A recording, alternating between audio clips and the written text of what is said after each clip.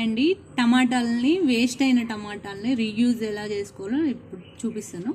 టమాటాలు ఖరాబ్ అయితే మనం డస్ట్బిన్లో వేస్తాం కదండి, అలా వేయకుండా కుండీ అయినా ఖాళీ ప్లేస్ అయినా ఉంటే ఇలా వేసేసేయండి.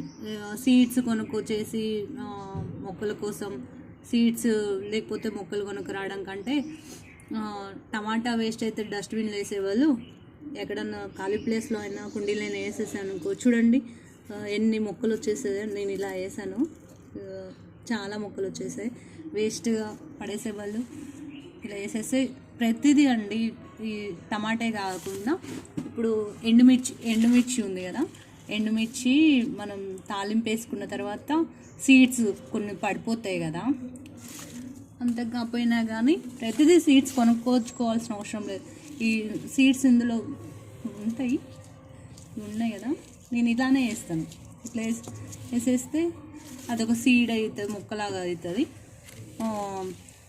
బంగాళాదుంప కూడా మనం ఎక్కువ రోజులు వాడుకున్నాం యూజ్ చేసుకోవద్దు కాదు కదా, అవి కూడా కుండీలో అయినా ఖాళీ ప్లేస్లో వేసేస్తే కొత్త మొక్క వస్తుంది.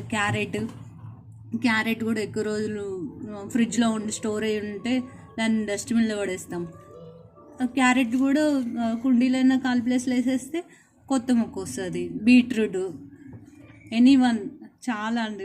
సీడ్స్ ఇప్పుడు లెమన్లో సీడ్స్ వస్తాయి కదా, ఆ సీడ్స్ కూడా కుండీలో వేసేస్తే కొత్త మొక్క వస్తుంది. మొక్క వస్తే మనకే మంచిది కదా, యూజ్ చేసుకోవచ్చు. నేను ఎవ్రీ సీడ్ ఎక్కడన్నా ఖాళీ ప్లేస్ కొద్ది కనిపించినా వేసేస్తాను, కొత్త మొక్క వచ్చేస్తుంది.